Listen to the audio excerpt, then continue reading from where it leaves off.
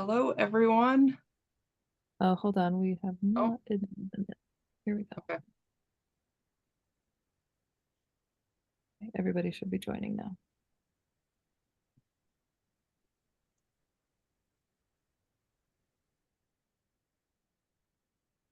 Hi, everyone. Thank you so much for being here today. My name's Andrea Kraus. I'm the Community Development Manager at Zeitgeist, and I am super grateful that you're all joining us for this first webinar in our We Bike series, planning multimodal trips in the Twin Ports.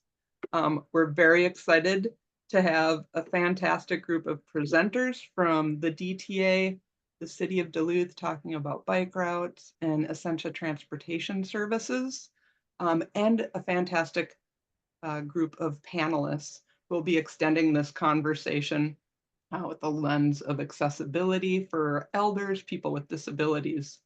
So thanks for joining us. Before we go any further, I just want to call out those great participants today, Isabel Cervantes, Dave Clark, Miles Hansen, Ashley Castaldo, Amanda Crosby, and Josh Sorvik, plus our in-house team, Tomlin Swan, who has worked really closely with Continental Bike and Ski to put on this We Bike series as a whole and handle the tech for this. This is part of our broader transportation equity series at Zeitgeist, and it would not happen without folks like those here who have shown up to listen and be part of this discussion, and our presenters who are sharing information, helping us make connections to new ways of community design and moving around our community and identifying what kind of barriers we need to be knocking down to make it more accessible for all of us. So I want to do a big shout out also to our transportation equity sponsors, including the DTA and our We Bike planning team at Continental Ski and Essentia Transportation Services. So before we go further, I'm going to hand this over to my colleague Tomlin to talk us through a little bit of the housekeeping and the tech for this event. And then we'll go ahead and get started. So thanks again for being here, folks. Yes, hi, welcome. So a couple housekeeping items. This is being recorded for future sharing opportunities. So if you do not wish to be part of that recording, you can keep your video off and keep yourself muted. We have at the bottom of your screen with 3 dots, it says more. That's where you can open up the chat box, and that is a way that you can send any questions. If you're having any technical difficulties, you can send a message to me directly, Tomlin. The chat is also a place where you can post any questions that come up about the content that's being shared, and we will have a Q&A at the end. So if you post your questions, we'll gather those together and then ask those at the end. During the Q&A, another way to ask a question will be to use the raise hand function. So also at the bottom of your screen, you'll see a button that's called reactions. And if you click that, there's a raise hand function. So that will be one option that you'll be invited to use during the Q&A if you want to ask a question. We'll ask that you just stay muted until that Q&A time to allow the presenters and panelists to fully share. And if, for any reason you get kicked out of the meeting, just feel free to come back in and I will admit you, no problem. And I think that covers it for our housekeeping. Great, thank you, Tomlin. Okay, so before we go, I also want to note today is the anniversary of the passing of the ADA, the Americans with Disabilities Act, signed into law July 26, 1990, 34 years ago, not that long ago, really. When we think about how important that act has been for what it's done for our transportation infrastructure and other civil rights. We know ableism perpetuates inaccessible systems and contributes to health disparities and transportation barriers. And that's why we have this great panel of folks with on-the-ground experiences navigating bus and bike transportation in the Twin Ports that can help bring that lens into our discussion today. But to kick things off, we're going to first hear today from Isabel Cervantes, a Green Corps who's working for Essentia Health's Transportation Services. Isabel's going to be sharing some tools that can be used for trip planning and highlighting some specific apps that you can use as well. So welcome, Isabel. Hi, everybody. Thank you so much for being here. I will get my screen shared. Okay. So yeah, I will be going over some of these planning apps, which include the MyDTA, the Transit app, which is this green icon right here, and Google Maps, and as well as some bikeway maps. So first off, this is the MyDTA map. So if you're choosing to use your phone to navigate using the bus, two apps are recommended. It's the MyDTA, and that acts as your digital bus ticket wallet. So right here is kind of that home screen. We have, you can add your own funds or keep it empty, purchase your tickets, and kind of look at all of your tickets in one spot right here. And the cool thing about these two apps is that they do link to each other. So right here, we can see that transit app, rider alerts, and weather. So when you click buy ticket, you have, it shows you whether it's peak fare or off-peak fare times. And this is what a peak fare, single ride peak fare ticket looks like. And you want to activate that ticket just before you board because it is time sensitive, and it'll take a second to load. So maybe if you see your bus approaching, that's the time where you want to press activate ticket, and then you have this QR code image right here. And if you can't find, if you're not used to using the digital ticket and you can't find it, like can't find where to scan it, the bus drivers will let you know where it is. Or you can ask, just say, hey, like, where do I scan it? And you'll be like, oh, right there. And you'll be like, great, thank you. It's pretty simple. And then we have the transit app, and this kind of acts as Google Maps, but specifically for transit and bus use. And it gives those real-time updates. So when you first open the app, you can really customize it however you want. It depends on your level of interest in that. So I have my icon up here, and you can set your home and work locations right here for easy access. And then typically it shows lines that are closest to you and how far away they are in relation to your house or your work. And then here at the bottom is that link to the MyDTA app, or I think, yeah, should be the app, yeah. And right here, you can just enter where you're going. You can also click on these if you know what line you want to take. And when you enter a location, you can choose if you want to leave now, depart at a certain time, or the last arriving bus. And it presents 3 to 4 or more options of buses that'll take you to where you need to go. Some of them have shorter walking distances, some of them have greater walking distances. So you just kind of choose based on timing and what it is you're comfortable doing. And it'll give you the fare. It'll give you more trip options. And at the bottom, if none of those work, there are, it gives you walking time, bike time, and some Uber and Lyft options, I believe. And then you pick your route. So I picked the blue line. It'll tell you when you arrive and all of these nifty little details. And you can choose how detailed you want to get. So here it says 9 more stops. And yeah, so that's kind of and then you want to make sure you hit go at the top. And that's about it for those apps. Here I'll be showing 2 bikeway maps. This is I have them linked here. We can share the links. I can share the links in the comments too.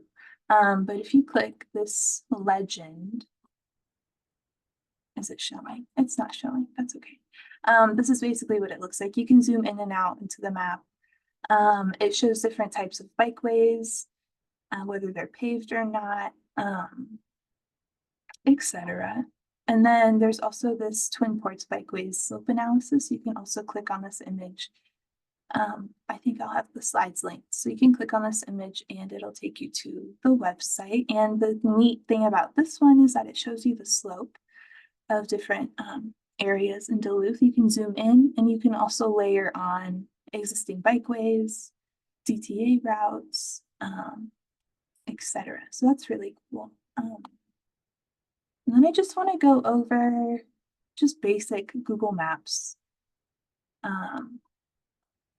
I would like if it would share. Oh, can you see the news tab? Yes. Okay. Awesome. Okay. Great. So let's say I would like to go to eBike Duluth.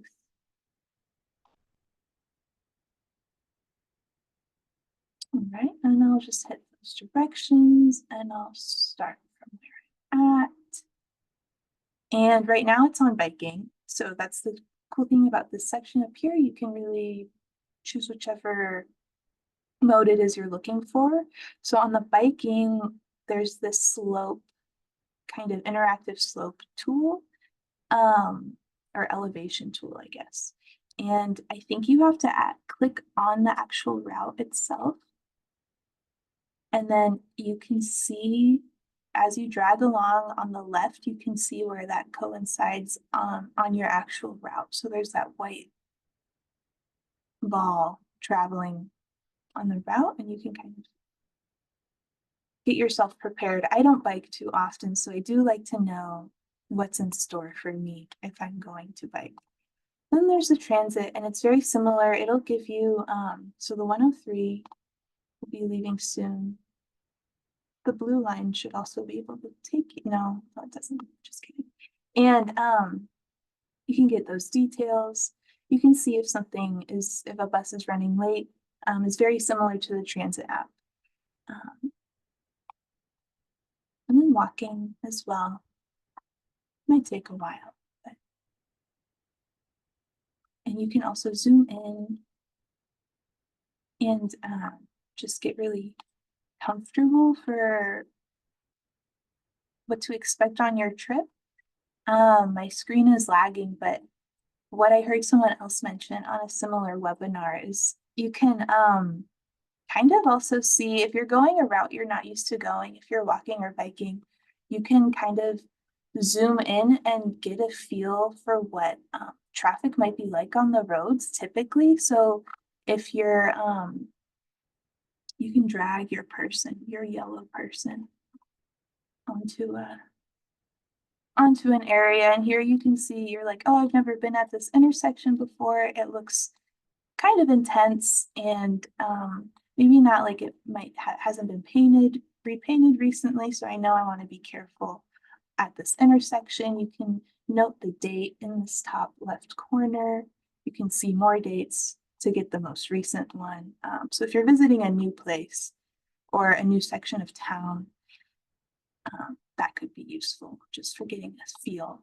And I believe that was kind of it. You can't add destinations while you're on the transit tab, but if you're walking, you can add a destination. You can click and drag to reorganize your trip. You can get rid of them, and then, or if you're doing that bus, you can click these arrows to switch your start and end. Yeah, that's kind of all I have. Remember to stop sharing. Perfect. Thank you. Thank you so much, Isabel. So it was a kind of a quick overview of some of the apps, how to use Google Maps. I saw in the chat people were interested in these slides that you prepared, Isabel. And yes, we will make them available along with a recording of the event for anyone who registered. And we'll also be sharing this recording on our YouTube page and linking it to our Zeitgeist website, so that information will be available. Next up is Dave Clark, the Director of Marketing at the DTA. Dave's going to provide a little more information about navigating the DTA and some of the new routes that have been in place for the last year or so. So welcome, Dave. Thanks for being here. Thanks, Andrea, and thanks everybody for joining today. So to sort of echo some of the things that Isabel shared, we're going to start by walking through our website. Here quickly.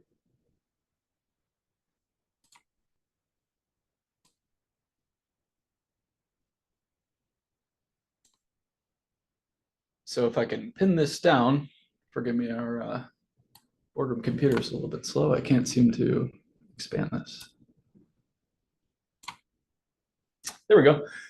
So here we're at, I should start by introducing myself. I'm Dave Clark. I'm the Director of Marketing at the DTA, and we are at DuluthTransit.com.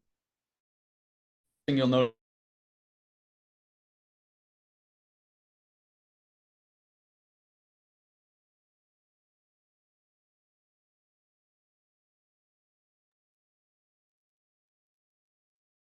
Oh, did we just lose Dave? Okay. Well, I'm guessing he will come back online, and we'll pick back up where we started with him. Nils, how do you feel if we do a quick pivot and shift to you for the presentation while Dave comes back online? Sure, I'd be happy to. I do see Dave. Oh, he looks frozen. Let's see. can you hear me now? Yep. Oh, there we go. Okay, great. Okay. Let's try this again. Okay. I'm not sure where it left off. So I'll just start again by sharing the website here. Can everybody hear me? Yes. Okay, perfect. So we're at DuluthTransit.com. There's a lot of resources on here for folks interested in riding the bus. Given the topics today, I will start on the how to ride section here that has a lot of great information about using the bus in general, but I'd like to put a special focus on bikes and bus services and share a short video that walks through the basics of how to bike and ride the bus. So I will start this right now and hopefully it works.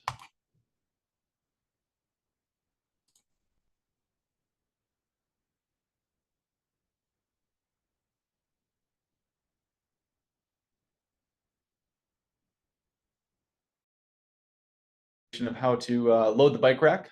As you can see, we do have 2 spots on our buses for bike racks. They accommodate today a traditional of bikes, and we're adding some racks that will accommodate both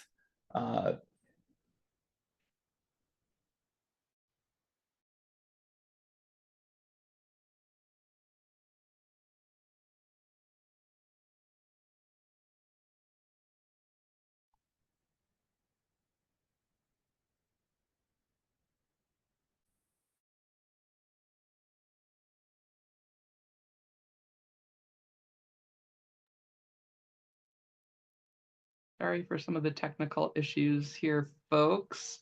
David, I think it froze up again. The video didn't start playing yet. Okay, am I back? You're back so now. Sorry. Yep.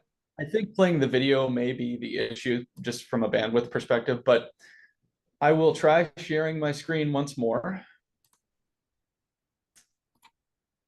We'll make sure we get a link to that video in the chat so people can watch it as well. It is a really good one to demystify the process of loading your bike onto the racks and how to use those. Indeed. So I'll walk through, there are a number of resources on our site that deal with specifically riding the bus safely and also boarding and alighting the bus with bikes. So there's some paragraphs here that do cover that in detail. And let's see here. Just want to make note that we do have a number of folks who use the bus to commute, to go to bike recreation areas and other recreational areas within our community, and the bus network is situated in a manner that provides great access to all of those. I will quickly touch on the fact that we launched a new network in August of last year called the Better Bus Blueprint, and it does feature updated routing from what we had traditionally offered. It's really anchored by the east to west blue line and the up and down from the Miller Hill Mall area green line. So this page here within our Better DTA website kind of gives an overview of, actually I'll get to that page, some of the new routing. And what's great is there are actually videos and schedules available for all of our new routes on that page, which is just going to go back there and load. So to echo Isabel just a little bit, we've already touched a little bit on our MyDTA mobile payment app and the transit trip planning apps, but there are a couple of other areas on our website that I should make note of. Firstly, the this is hidden behind here. 1 second. Real-time tracking provides the ability to find your bus, and each bus stop is now equipped with a "Where's my bus" sign that you can either call or text, and it will actually give you a update of the 3 or 4 soonest approaching buses to that stop, which helps folks in the wintertime and during times where they're unsure of the next approaching bus easily plan their trip and make sure they're at the bus stop at the appropriate time. The trip planner is another tool available for those more comfortable or with easier access to desktop trip planning. So you would simply put your starting point, a little bit more info on your destination, and it would then provide some information on the routes that cater to that particular trip that you're aiming to plan. I also wanted to touch on accessibility aboard the buses. So we do have mobility device configurations on all the buses. And if you do board the bus using a mobility device, your bus driver is trained to help you safely and securely begin and end your journey on the bus. So as far as other infrastructure that supports bike trips, we do have a multimodal transit center downtown, kind of near the Wells Fargo and the Northwest Passage and the Skywalk, if you're familiar with that area, within which is a bike storage facility where bikes can be safely secured for a really modest monthly fee. The transit center then also serves Jefferson lines and a number of other area partners, so that bike or scooter or other device, that the first and last mile type devices as well, can be safely used using the transit center. Let's see. So a couple of exciting things we have on the horizon. We are in the midst of procuring bike racks that now support bikes, I believe, up to 60 pounds. So that will afford passengers in the very near future the opportunity to secure e-bikes. And they also have variable tire width configurations, so that if you have a fat tire bike or larger diameter tire, folks wishing to use the bus system multimodally and include bikes can also then enjoy the benefits of a bike rack. Currently, our policies and old school style bike racks limit that ability. And one of the big things that we've heard from folks over the past several years was it ought to be easier to use the bus system for folks on bikes of all makes and configurations. So we're really excited about that. I think one more thing I would like to touch on is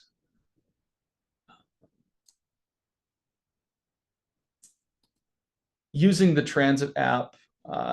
You can also plan first and last mile ride shares. So in the event that there's inclement weather or something limits your ability to get from where the bus ends to your final destination of choice, that type of planning is able to be configured within transit. And then also just generally figuring out a multimodal route. So some folks would prefer the opportunity to walk a bit or bike or use any other mode, and then use the bus incorporated in part of their journey, but not necessarily the entire way. So that's just another layer there. I guess in summary, in terms of starting from scratch and becoming a bus rider, our website has a number of insights into policies, expectations, procedures, opportunities, and there's also information on Stride Paratransit. So Stride Paratransit is our door-to-door paratransit service that provides rides for folks who are eligible, which is based on a medical qualification. Those are pre-scheduled. Stride operates under our roof as well, so there's close collaboration in terms of the communicating and scheduling of the service.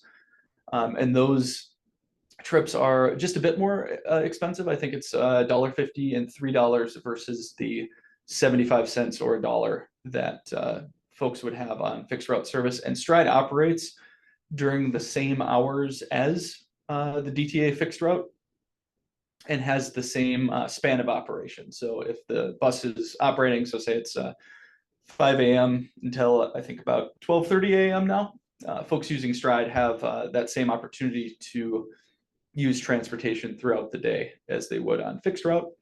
And lastly, there is the ability for folks to use Stride seasonally when slips and falls and concerns due to weather and network walking conditions present themselves, and then can kind of use the fixed route service when it feels comfortable or appropriate, and Stride when they so choose as well. So I think that just about covers everything I had today. Thank you. Yeah, appreciate it, Dave. As a reminder, we will be doing a Q&A at the end of the session. And if you want, please feel free to type any questions into the chat. We'll collect those throughout this presentation so we can follow up with folks at the end. Our next presenter, Miles Hansen, is an AmeriCorps Vista working at the City of Duluth in the planning department. Miles is going to be sharing some trip planning tips and navigating on bike bus commutes, route finding, infrastructure to help support folks that are new to this or maybe not, you know, the super confident bike riders in the community, along with some a peek at some upcoming bike facility improvements in the city. So Miles, thank you for being here. Great. Well, thank you, Andrea. Let me share my screen real quick. Hopefully this works. Been having technical difficulties all day. All right. Let me get out of this. Start from the top. Okay, so, you know, when we're talking bicycling, it's kind of a weird, it's an interesting part of transportation, right? It's technically our most versatile form of transportation. You know, we take it kind of everywhere. You can take it on the sidewalk, on the road, on mountains. And so technically, you know, it will allow you to go door to door, but it's a lot easier said than done when actually traveling. You know, it's, I could tell us all that we can easily bike from here to the lakeside, but actually going on those roads, particularly busy roads like Masaba Ave or Grand Entrance, it's actually a lot more dangerous. And studies have shown that people will not bicycle when they feel that there is a safety issue and when there's a comfort issue. And I mean, I certainly wouldn't really want to bicycle when there are fast moving cars right next to us. And so when we talk about trip planning, we're really looking at the infrastructure around bicycles and other multimodal devices, particularly the lanes and spaces that we give to them. And so when I say this, I'm talking about spaces that are separate from cars on the road and separate from pedestrians on the sidewalk. A perfect example of this is actually in our upcoming West Superior Street reconstruction. This is in the Lincoln Park neighborhood. You know, that's a big, busy commercial area. And over the next couple of years, we're going to be reconstructing that street. And as part of that, we're going to be building these new multi-use lanes that will be separate from the cars and from pedestrians that allow bicyclists and other micromobility users of scooters, skateboards, e-bikes to safely and comfortably travel along the road. Now, this is infrastructure that is not just for one type of bicyclist, but for all ages and all abilities. And so you can be training for the triathlon and you can be coming home from school. I think that's really something we want to emphasize. And so I think one of the biggest tools for planning your trip is looking at our existing bike network.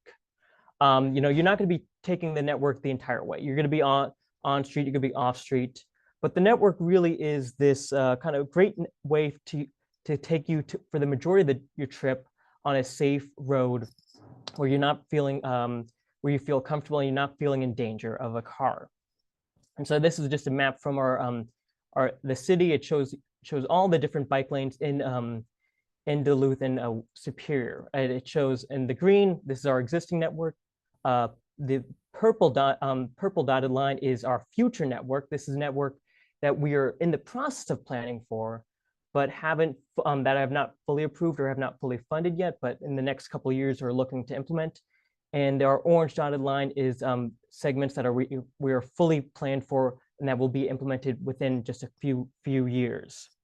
So as you can see, right now, you can already take a bicycle along a protected network across the entire city, but actual connections to the rest of the city, and particularly through our different neighborhoods, is still lacking. We're going to be planning and expanding our network to cover that, but that's kind of our next couple steps. Another key element of the bicycle network is bike parking. You know, when you go to a destination, you want to make sure that you can easily park and safely store your bike, as Dave mentioned. And so a big part of that is these new bike racks we've been installing. This is from the city of Duluth. And with the federal grant, we've actually been able to manufacture with a local Duluth manufacturing company to put in these new safe and durable bike racks. We're going to be putting them in a whole lot of different business districts throughout the city, particularly in historically low income and disadvantaged neighborhoods, in Hillside and in the Lincoln Park area. Now, a really key part of a bicycle journey, I think, is distance and time. Study after study shows that the best bicycle trips are usually in that 1 to 3 mile range. That means you're going to a destination within 1 to 3 miles. And we use that because the time that it'll take for you to get on the bicycle and get to that destination is around 15 to 20 minutes. Afterwards, it will take a little longer and you'll be more likely to drive. And before then, you know, that less than 1 mile distance, you might want to walk. And so we really are looking at that kind of short-term distances and short-term travel. In the next couple of years, our local planning agency, the Metropolitan Interstate Council, is studying, as part of its bikeway update, is studying these short-term destinations and looking at how to improve the network for them.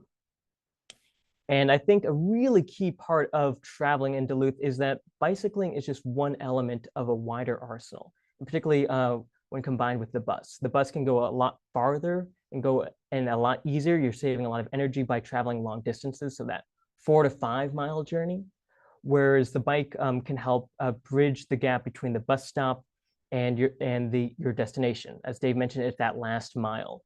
And so I think when you're planning for a bicycle trip, you really want to look at where the bike network is and where the bus network is, and see what would be the fastest and most energy efficient way to get around town. Again, if you are in the Lincoln Park area and you want to go to a park in Lakeside, maybe it's taking the blue line, you know, the fast, reliable network up a while and then getting off and doing that last 1 to 2 miles via the bicycle. And as Dave mentioned, the buses already are equipped with bike racks, and so that could be a really seamless transition.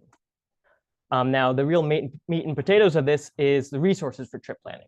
Again, if you're looking at bike networks, a great resource you can find is on the Metropolitan Interstate's website, and that's under the 2019 Bikeways Plan. I think Isabel mentioned this already, but they have a great map of the existing bikeway network. And, you know, it's a interactive map, so you can really zoom in.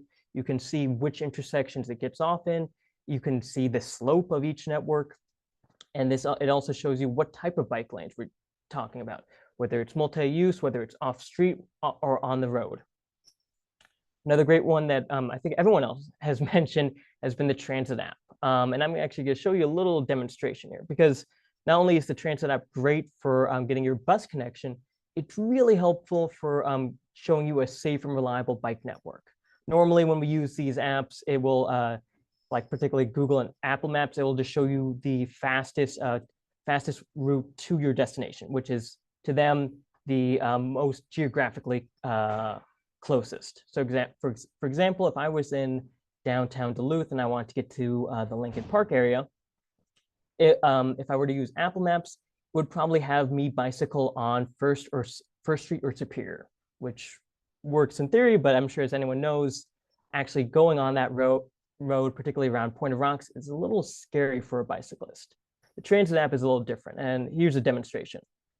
So I'm in City Hall, again, that's downtown Duluth, and I'm trying to get to a coffee shop in Lincoln Park.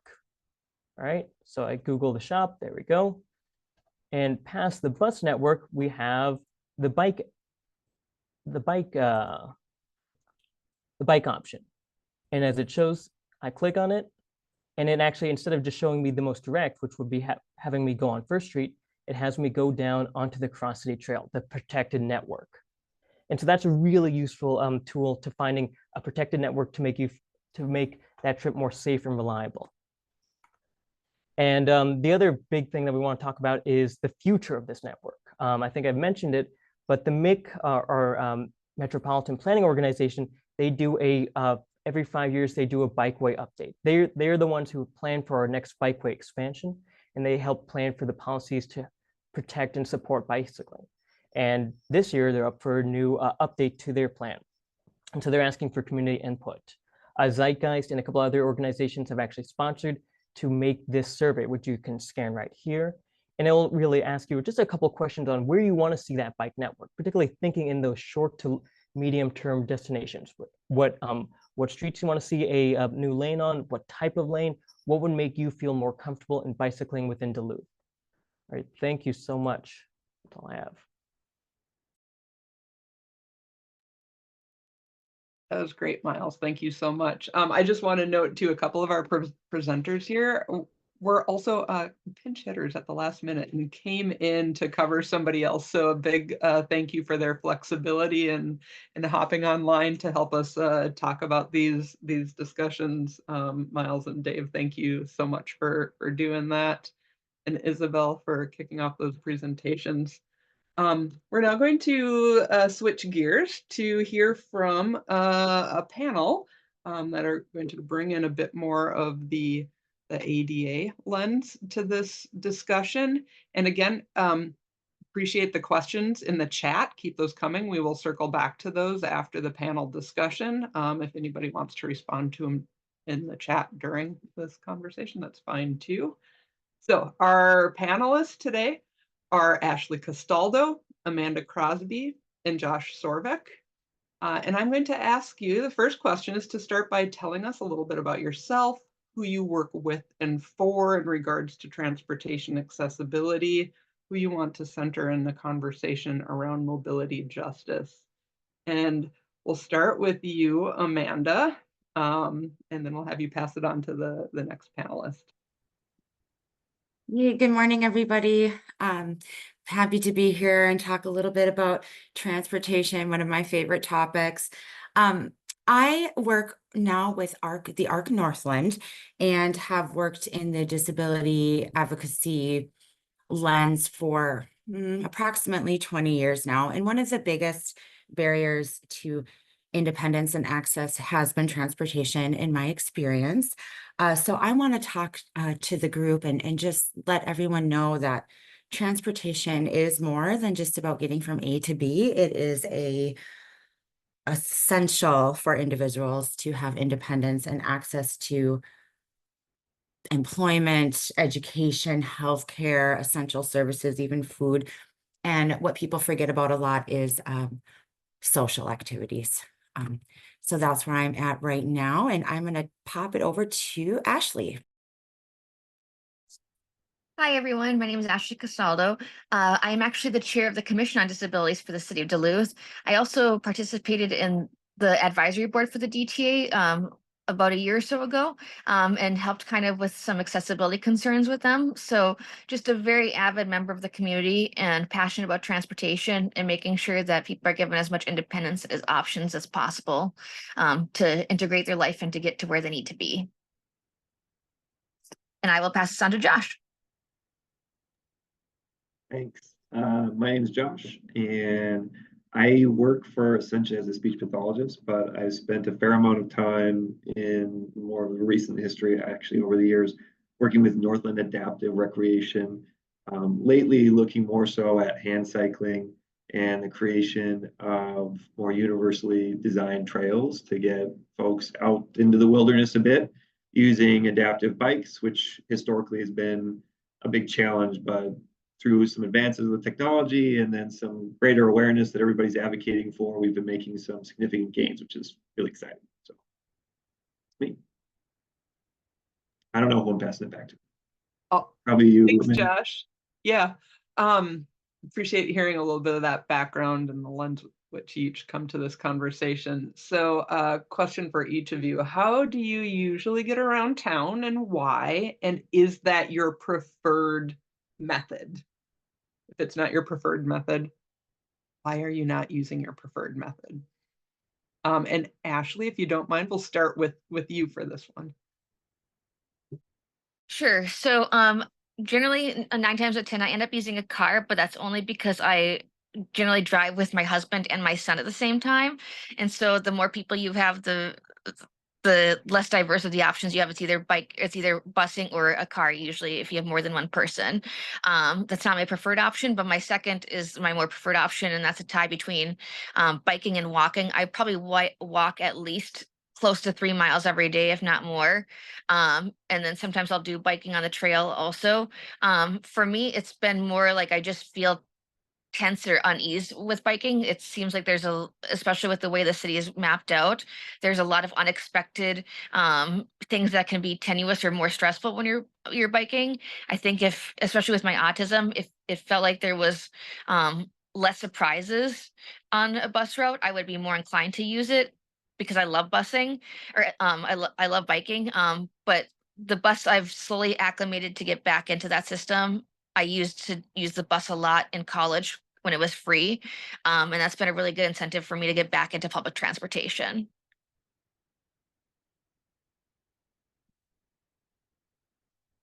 And I'll pass it off to Amanda. Thank you, Ashley.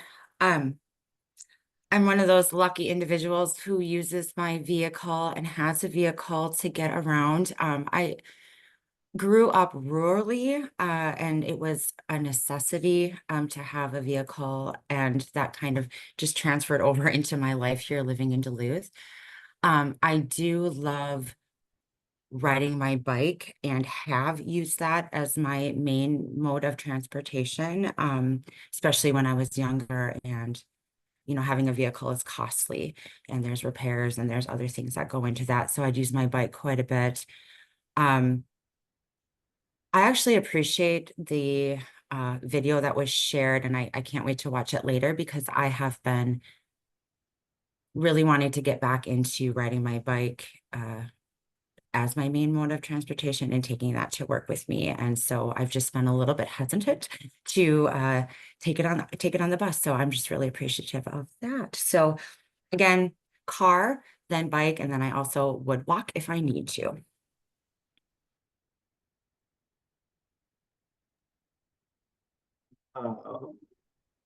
I would say same as everybody as far as transportation. I've typically used a car. I should have mentioned this before, not that everyone can see. I'm a T7 complete paraplegic, so I rely on a manual wheelchair to get around. And since that happened, for most of my transportation, I've used some sort of vehicle, whether like an SUV or a car, to get around. Hand cycling has changed drastically. I'll talk a little bit about it. In recent years with e-assist, before that was available, it was just such a bear to try and get those bikes from A to B. But I would say within the last even 3 years, there's been such a significant change just in the availability of e-assist with hand cycles that actually might allow for transportation with a bike. And the fact that we're building more trails, we're having more of an understanding of how we can connect those things to get around. and potentially getting even technology to hook like a manual chair on the back of a hand cycle might allow for using a bike to get around, where previously I would say 10, 15 years ago when I was first paralyzed, that was not a possibility, but things are changing. So a combination of technology catching up and everybody advocating to make things a little bit more friendly for all abilities is changing the future, which I am excited about. So.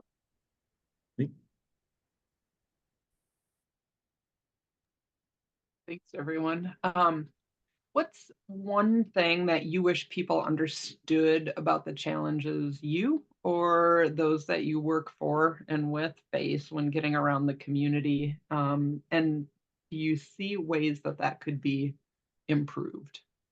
And Josh, we'll start with you on this question. Sounds good. I would say if I keep it centered a little bit around like the trails, when I first was paralyzed, the hand cycles that were available, they weren't made for any sort of trail riding. There was really only on city streets, and there was no assist. And the bikes themselves were usually quite heavy just because of the extra kind of infrastructure. They look like big trikes a lot of times. So you got a 50, 60-pound bike that you're really, propelling with just your arms, and you come to a hill, and Duluth is pretty hilly, and it's brutal. And you have to be a He-Man to kind of make it around. So I think that at times was a big challenge. And before I'd been paralyzed, I was big into mountain biking. I'd spent a lot of time in trails, and Duluth has got fantastic single track for mountain biking. And unfortunately, though, if you look at the size of most of the hand cycles, especially at that time, were quite wide.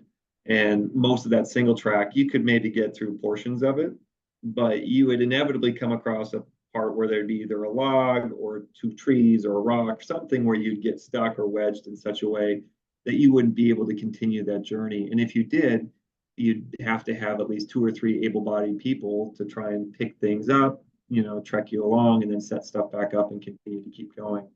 So that's been one of the bigger challenges that have just kept, I think, myself from being able to do an aspect of recreation that I've loved for a long time. Until more recently, there's been this big push to try and create more universally designed trails, which is not necessarily just for those that would be using an adaptive hand cycle, but also could be used for people with like young kids that have got a burly trailer. Could be used for more elderly riders that aren't looking for something that's as intense and easier ride, or even younger riders that are just starting to learn how to mountain bike. And so there's certain criteria, and I don't have them all on the top of my head, that are developed just to try and keep things wider, keep things a little bit more even, and allow for many of us that, I would be honest, if I said 10 years ago what I think I would be able to get back out into the woods and mountain bike, and I wouldn't have thought it was possible until the last 2-3 years. So it's exciting that that's starting to occur, and I think we're continuing to push. Hartley and Spirit Mountain are working on creating more universally designed trail systems, and the more that happens, I think it's just going to continue to grow and benefit everybody. It's pretty cool. So I would say that's the biggest barriers were partially the technology and partially awareness and a willingness to start to change the mindset of how we could design not all trails, but at least some trails to help get more people outside. So it's happening. It's been a while. It's taking a while, but that's coming. I can pass it off to Ashley. Yeah, I would say, in my experience, some of the things that are often overlooked, is the difference of sensory processing, for individuals, and also learning styles in certain ways. I've noticed, especially with the DTA, that there isn't, like an auditory notice of when the next stop is, or necessarily like a sign in the front that says, um, Superior Street coming up or anything that kind of, you kind of have to hope that the person can look and process the scenery outside of them, and find the right stop. And that just sometimes doesn't work with certain neurological or processing and auditory disorders. And another thing that I think that would be beneficial for trails is I really like our trails so far as far as how their space and accessibility and accommodations overall. But some of our signs or our posts don't have braille on them, or certain kind of like safety measures that might, include all sort of accommodation needs. So just maybe then more of inclusive concepts of what an accessibility need would be or what an accommodation is, might be helpful for the future. And I'll pass to Amanda. Thank you. This is a really loaded question, and I hope that I can remember everything that I wanted to say about it. But I'm going to start with, again, the independence aspect of transportation and what that means for individuals. For me, if I wanted to do an impromptu coffee with friends or a Target run, I can just go do that. I can get in my vehicle, jump in and go do that. I think people forget that when you're using public transportation or you don't have a vehicle or you use other modes of transportation, that there's a lot of planning involved, and and having the luxury of time and extra energy to do that is just something I wanted people to think about. I will say the DTA did a great job in responding to some of the work that even the Commission on Disabilities put forward about the times of stride. Stride used to end earlier than the fixed bus routes. And even though our fixed bus routes are accessible, still a lot of individuals need to use stride. So extending those hours to meet the fixed route buses have been just great. So I just know people who are able to go to a concert at the deck now and be able to not leave early, just stay and maybe even go have a bite to eat after with their friends or whatever. So there's that. So that kind of luxury of time and what that means to people. The other thing is thinking about transportation as being part of Duluth, but then what if you want to leave the community? So there's another, when you're in your community, you have these great transportation options, but then you're not able to leave. That's another thing that having a vehicle allows. And we're talking even Hermantown and communities, Cloquet, that are really close to us. It just takes a lot of extra planning and resources. And unfortunately, some of those rides that can get you there, like a rideshare app or a taxi cab, might not be able to accommodate an individual who needs accessibility needs. Okay, lastly, because I don't want to take up too much time, is I'm going to get on my soapbox a little bit about thinking about not just transportation as a car, bike, your feet, a bus, but as a network, and how accessibility is really important everywhere, and especially in the wintertime. I would be remiss if I didn't bring up sidewalk snow removal and how important that is to our transportation network as a whole. Okay, I think I'm going to keep it mute for now. And well, thankfully we have some time here. So if you have other thoughts that pop up, any of you, we certainly have time to hear those things. I know how that is to talk and then you go, oh yeah, got another comment.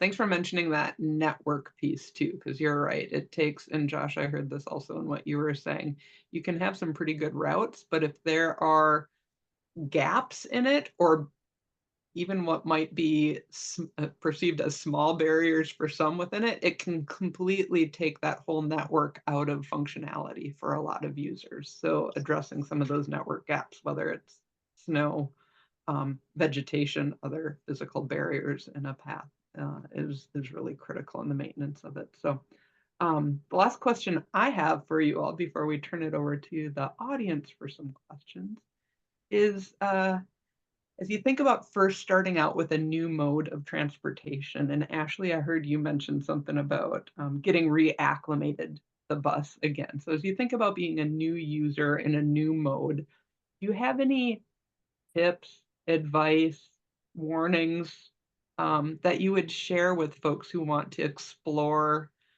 walking, biking, busing, rolling of some sort, and how they might get started with that? And Amanda, I'll start with you for this question. I don't have a lot of tips. I will share though with the group that everything that I have learned and soaked in about transportation is from individuals that I've worked with, talked to on the phone, who called and said, how do I get from A to B? I soak it in and I learn from those who are experiencing it, because I'm really lucky and privileged, and it's really easy for me to get from A to B. So that's all I got there.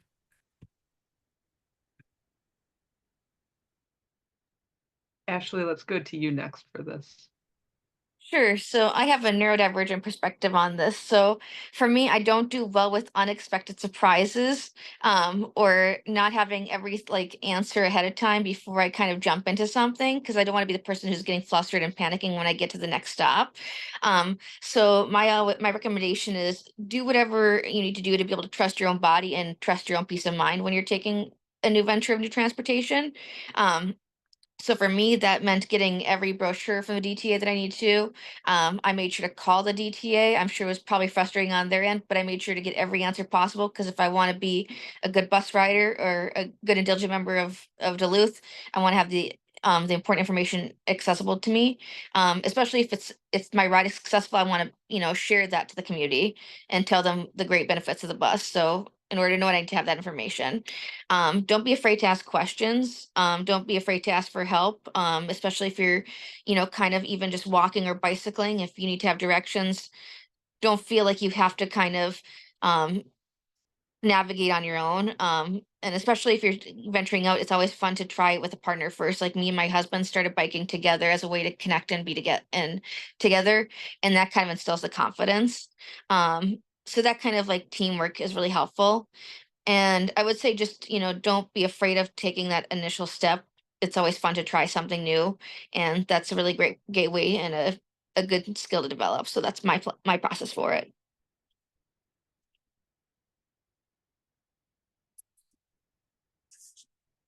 All right. I would say, as far as like tips and tricks, depending on how you come into, I suppose, the world of adaptive cycling, regardless of how you get there, it can be a bit overwhelming. And there's just a lot of different options, and things are changing at a pretty rapid pace, which in some ways is great. In some ways, it can almost just be too much and you want to shut down. And so for me, I think even just spending too much time on the internet wasn't always helpful. So going to people that actually work and they try, it's their job to keep up with it, was really great for me. So Northland Adaptive Recreation is the most recent title, but the folks there, Eric Larson, like they work with people all the time with a huge range of abilities. And they know all sorts of different technology that can help you trial different potential bikes. They can try and help with positioning, which can also be a big issue, and change whether you have a successful bike trip or not. And so for me, I would just reach out, even if it's not here, wherever you're at, try to find some sort of organization or nonprofit that specializes and may have some information, just looking to connect with the community, because as hard as it is to come up with your own tricks and doing things, it's likely somebody else already has a couple and they might be better than the ones that you already have, just kind of pooling that knowledge base. So that would be my big thing, is looking to reach out and try and get in contact with community members that have that level of experience is super helpful, and resources. I mean, being able to try some different things before you consider putting money down, having ideas of grants if you're looking at trying to get your own bike. They have ideas of who you can connect with. They have ideas of what's the best way to look at getting the funding. So that would be the thing that made a huge difference for me, and what I would recommend to anybody else that's looking. So, thanks. I think that's such a good point. For different learning styles, some people are happy to gather that information online or read about it, but for many people, having somebody to help navigate a new system with can make a big deal. And I see a comment in the chat too, for somebody who's willing to help with the DTA piece. Thank you for making that note, Sean. Amanda, I see you have your hand raised. Yeah, thank you. I just wanted to follow up on what Josh and Ashley were saying, and my kind of vague earlier comment, but if we keep talking about it with each other, getting on focus groups like this, showing up at meetings. That's the best way. You know, in my time, there's been a lot of advances and strides towards better transportation in our community. So I think we're doing it right. We think about 50 years ago when the Gang of 19, you know, tie themselves to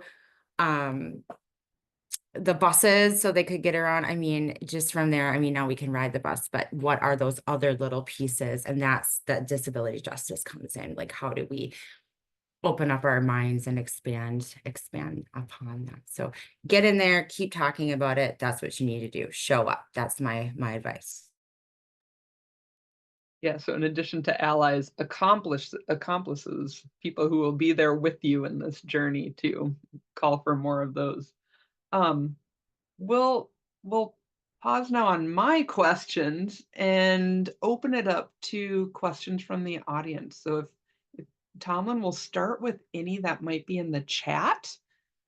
And then if folks have questions they want to ask our panelists or any of the presenters, I think Miles had to hop off for another meeting at 11, so I don't believe he's here anymore. But panelists or presenters, if you have questions for them, feel free to use that raise hand icon and we'll call on you. But Tomlin, are there any questions in the chat?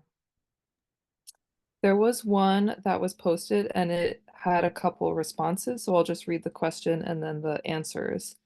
So the question was, where is Stride being offered? For example, I live up in Hermantown. Can I use Stride during the winter time? And can you get Stride and DTA up in Hermantown? So the first response from Dave at the DTA, just scroll up to it. Oh, where did it go? I have it here. So Dave says that Stride service operates during the same hours and days as the DTA fixed route service. The origin and destination of Stride trips must be within the city limits of Duluth or Superior, or 3/4 of a mile on either side, or from the endpoint of any DTA fixed route if outside of Duluth or Superior. And then to find out if paratransit is available for a specific trip, you can call 218-722-3327. And then Isabel also offered that Arrowhead Transit offers dial-a-ride resources in northern Minnesota. So we have a link to some of these resources that we can share over email afterwards. And quickly, for a bit more context there, so the routing that does serve Hermantown, the 3/4 of a mile proximity would apply to that. So for folks living in areas within 3/4 of a mile or thereabouts of a bus route, would be able to enjoy those services. And then I also attached a link to the Stride guide, which really covers all of the nuance and details around the service as well for folks to check out if they're interested.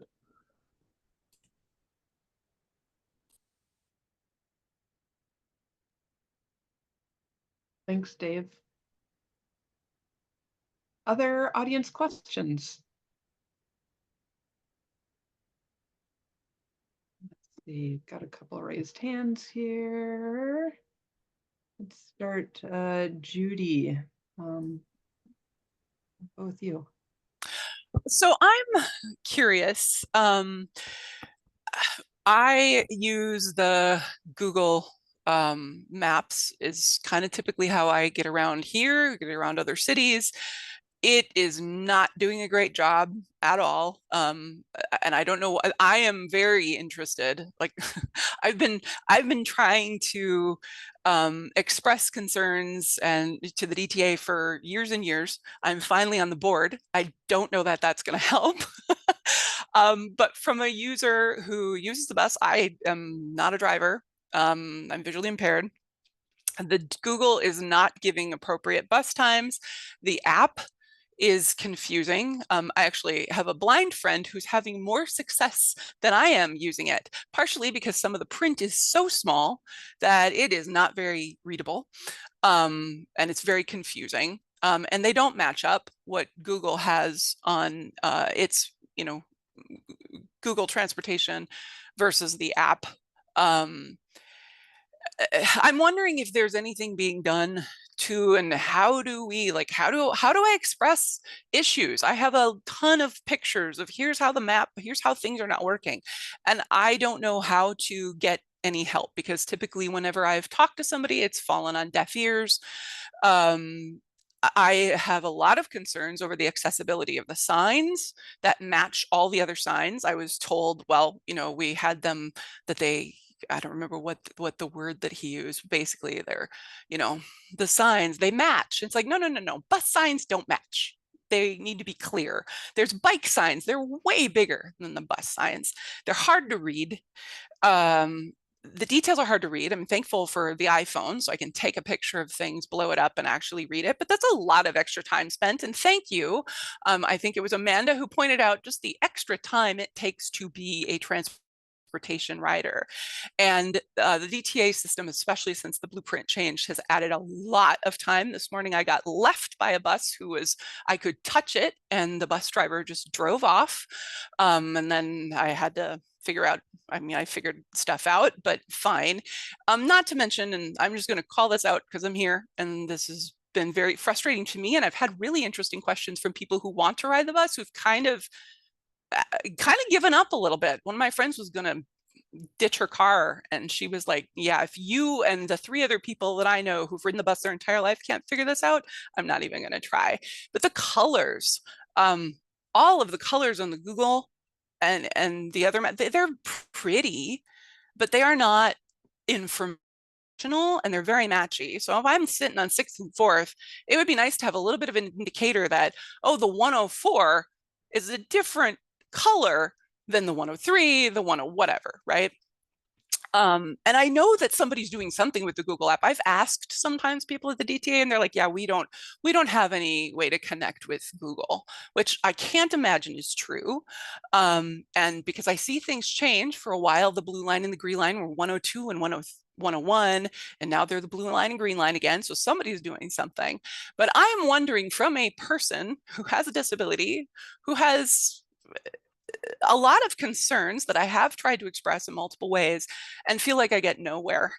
And, you know, it's very frustrating. And I think there are some really simple changes that could make things much more effective. And I'm kind of surprised. I do not know when the blueprint program came in who they asked for. I know that there were, my understanding is there were consultants hired, but were people with disabilities asked? Like, DTA has my number over and over again from things in the past, and nobody reached out in any way that I saw. Not that I'm expecting a direct phone call, but I look at Facebook, some of those things, and I never saw anything. So I'm just curious, like, as a customer, how do I address some of these things? I'm happy that bike paths are being, you know, that we're doing all of these things, but I'm kind of going, hi, I ride the bus. How do I get heard? So that's my question.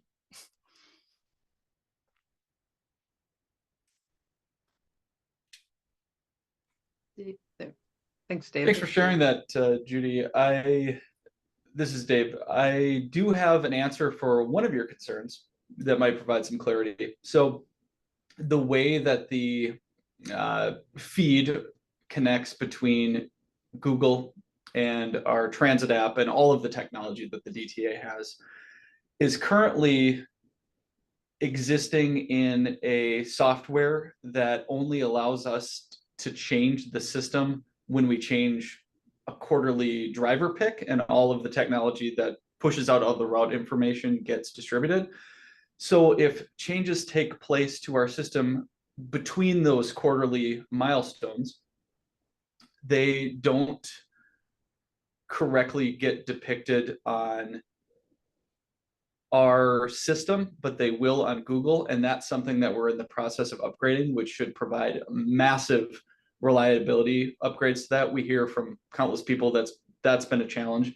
It's an expensive and complex system to upgrade, but it's something that we're extremely focused on. And then definitely, again, taking note of some of your other concerns about the science, but just to clarify the specific concern about the digital environment and the trip planning software, that is getting addressed, and it is a key priority for us. But thank you for your comments. Yeah, can I just, one of the things that I notice with Google a lot is that it will give me sometimes, well, this last weekend, actually, it didn't give me a bus route. I could have taken the green line to a 103 and the Google didn't give me that option, but I knew it existed. And somebody else saw it on their DTA app, but not the Google app. But the other thing that'll happen is I will put in a time I want to leave now, for instance, and it will not give me all of the next buses. I have to futz with the time. So for instance, I was leaving one of the shopping malls and it said your next bus is at 2:23 or whatever the heck the time was. And then the next one was at like 8:23 p.m. But it didn't rest the 3:23, the 4:23, the 5:23, and all the ones in the middle. And that is happening a lot. And it's that extra time that it takes to have to figure out how to play with an app. And we actually had a group of people who were downtown at an event, and we all ended up leaving early because the bus said the next bus, or the Google said the next bus was at 5:30 a.m. So we thought there were no more buses.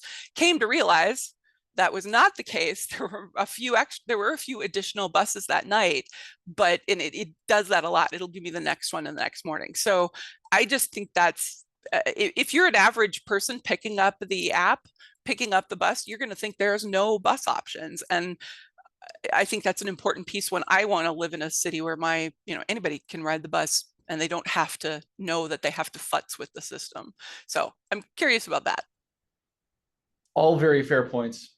I certainly welcome, Judy, you or anybody on the call or in general, if you want to reach out to me directly, I can dispatch those issues to our IT team and development team to make sure that they're each given the amount of consideration that they deserve.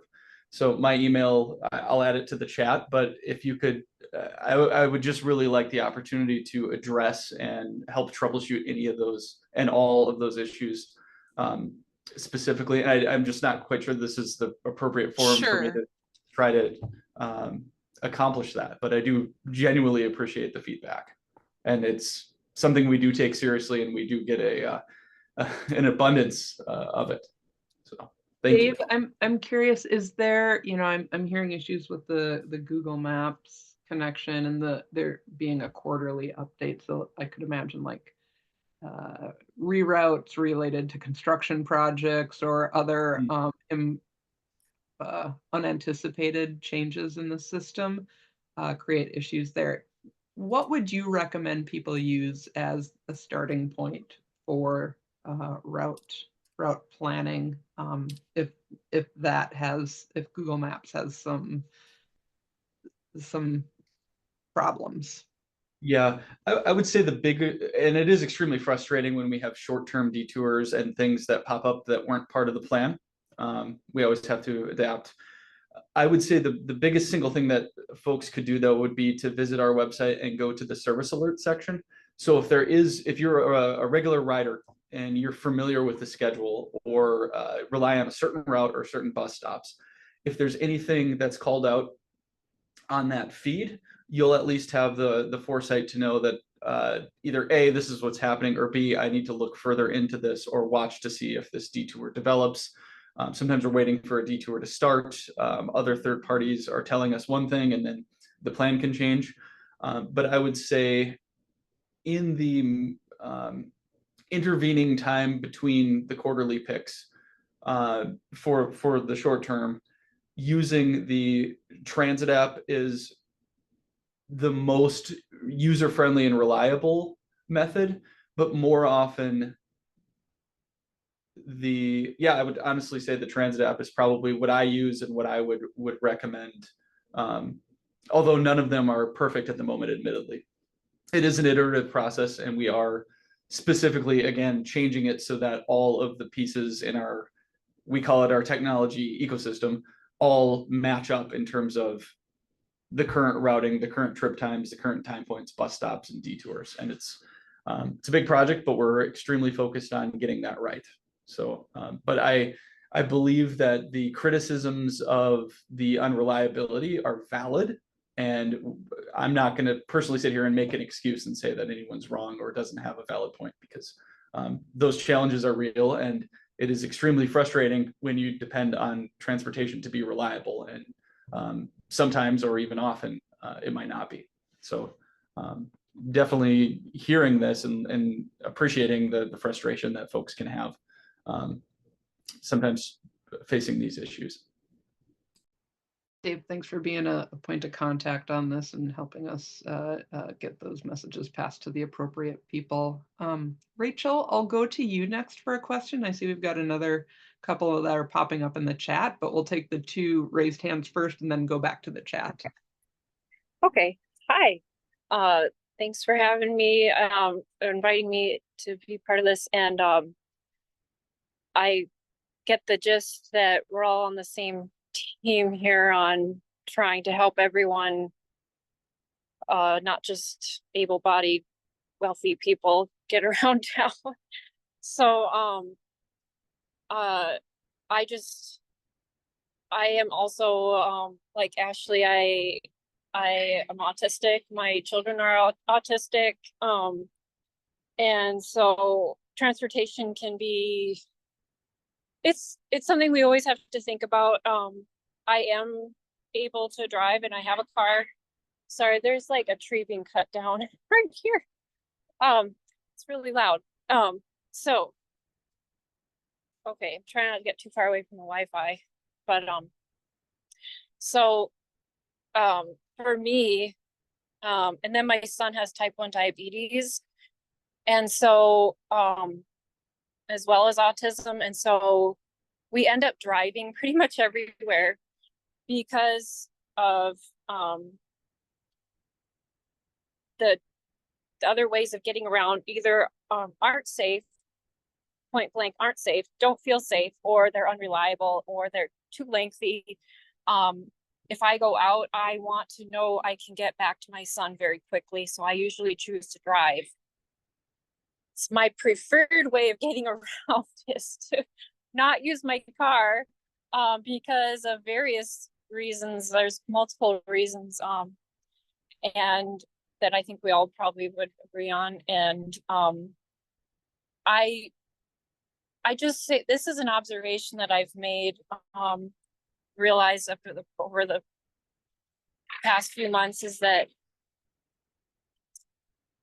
whenever I look at how we do our infrastructure, it always seems to come back to only truly serving people who are wealthy enough and are able-bodied, able-minded.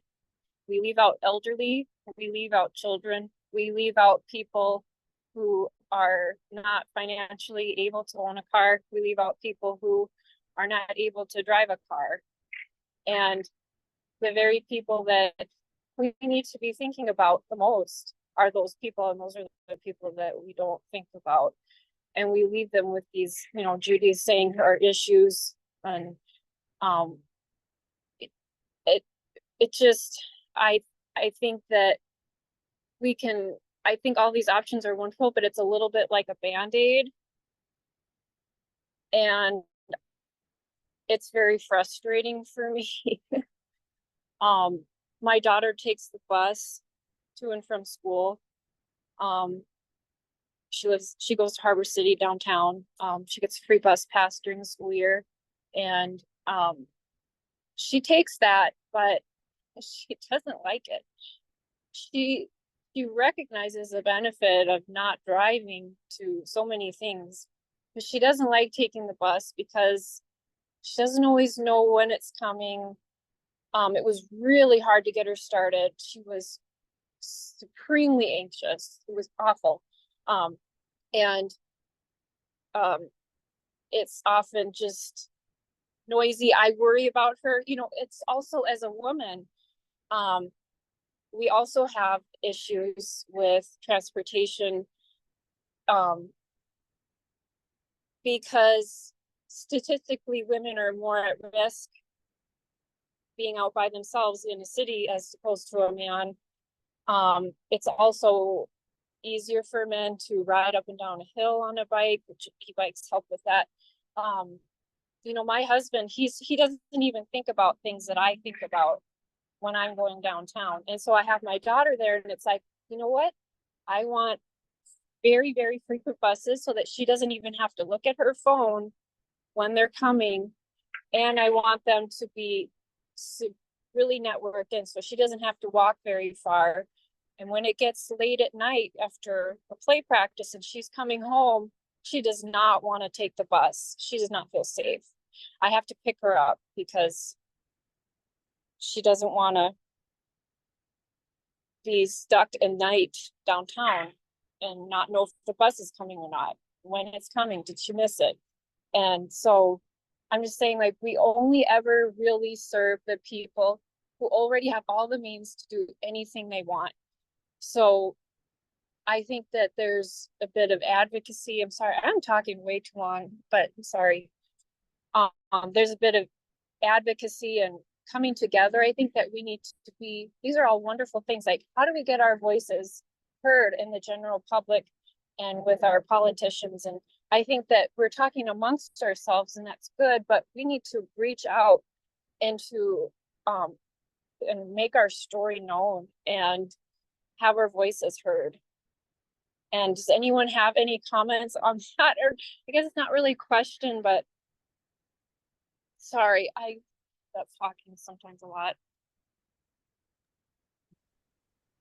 No apology necessary, Rachel. I appreciate what you're sharing and helping us think about this all together. I don't know that I have an answer to what you're asking about, but I do want to note that this is something that Zeitgeist is committed to. We're an arts and storytelling organization. And so what I'm hearing here is a call to action for us to help share some of these stories out more. And so you can, you know, I will say I'll be reaching out, and if anybody's interested in sharing stories of transportation challenges or their vision for what it should look like in the future, I would love to hear from you. When there are transportation projects that are being planned in our community, we always need folks that can be a part of sharing that vision and their concerns with elected leaders. And that's something that I'd also be very happy to help connect people with as individuals or as a cohort or group. And we have a lot of projects coming up that could use that kind of advocacy. So I'll mention that. And I do want to just leave a little space for anyone else to comment on that. Tomlin, I'm not sure if you had a response to that topic before we go to Becky. Just to add really quickly that Zeitgeist last year in 2023 participated in the first ever National Week Without Driving that was put on by America Walks. And it was a week to draw attention on a national level, but especially on a local level to the challenges that people experience when they don't have the option to drive. And so it's a week to do exactly this, for people to share their stories and get those stories in the eyes and ears of elected officials and city planners. So we intend to participate again. It's going to be September 30th through October 4th. And we would love to have, any one of you that's on the call be part of that.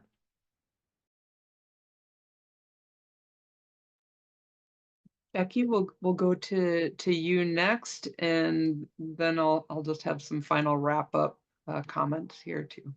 Yeah, and mine's actually just a quick question, and because Miles left, it might not be answered. Maybe there's other people that know. I was just wondering about like nonprofit or kind of like workspace bike repair shops. I know that there's a bike cave, which is awesome, out in like the Jefferson area or on Jefferson. But we're talking about Lincoln Park and extending these trails and these systems and stuff.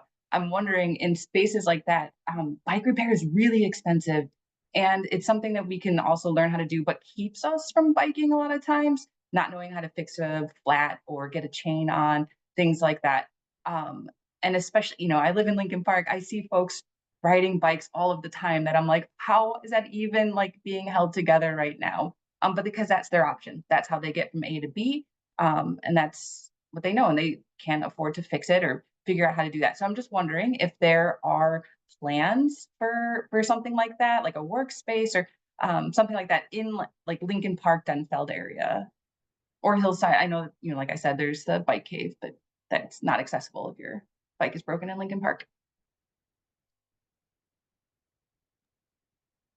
Yeah, great question. And yes, shout out to the Bike Cave. They're fantastic in the Indian neighborhood in Duluth. You know, Becky, one of the things that brings up for me is some of the We Bike series that we've been working on. And so this is a little bit of a retrospective, but some bike maintenance classes for especially targeting more underrepresented users. That would include women, gender, non-conforming, LGBTQ folks, BIPOC community, that we've been hosting in cooperation with some other bike shops.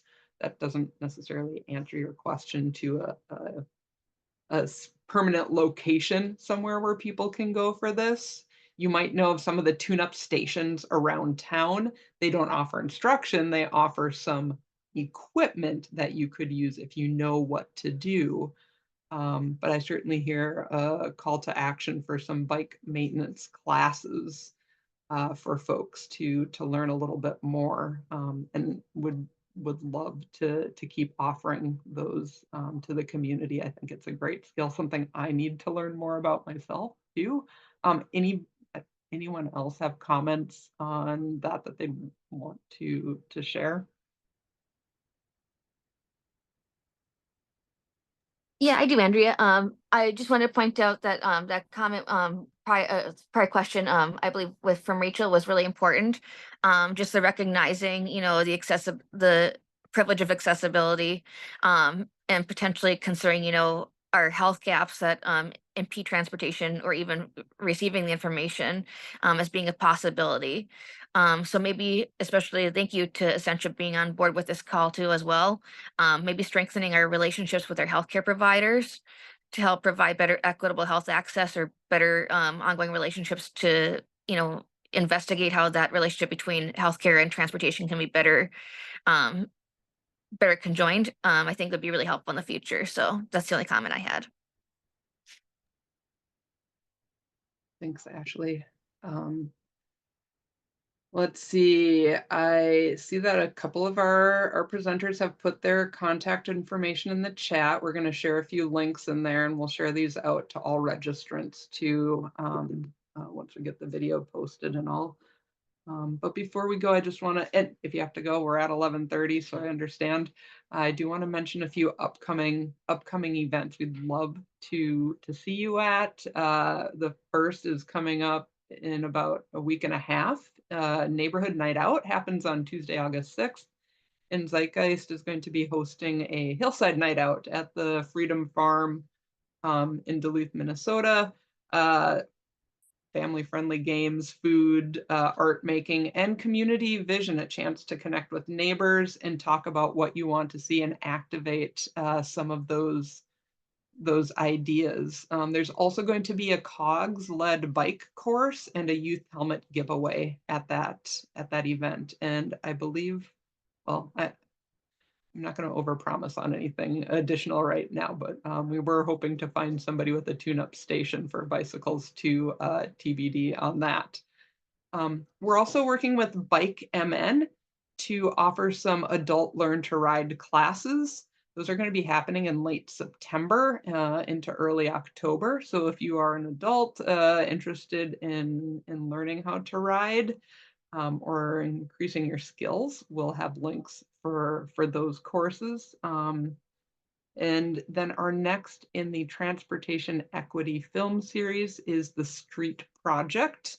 That's going to be on Thursday, September 26th at 6 p.m. at Zinema. And we'll be having a discussion afterwards with Bike MN and Vibrant Streets Duluth, an advocacy group working on accessible transportation networks. And we've already shared that cycling needs assessment. Please, if you have a moment, take a moment to fill that cycling needs assessment form out. It would really help us out a lot. We're using that to help inform the bikeways plan and other city infrastructure, city and broader community infrastructure. And if you haven't already, all of upcoming events, including moments when we are helping educate and prepare for advocacy, are listed in our community newsletter, which comes out every couple of weeks.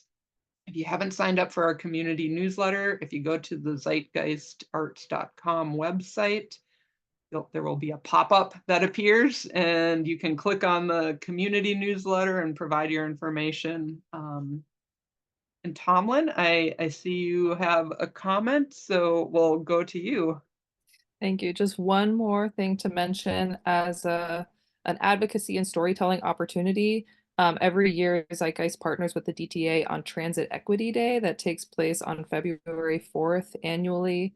It's an opportunity to highlight many of the advances in our public transit system and continue to push for necessary changes. So we don't yet have specific activities planned, but we would love any input on ways to get stories out there in front of our wider community. So if you haven't registered for this, if we don't already have your email address, please put your email address in the chat or get in touch with us in some way. Well, thank you everyone for being here or watching it sometime in the future if you're watching asynchronously via YouTube, and we hope to see you at some of our upcoming events. Happy Friday, everyone.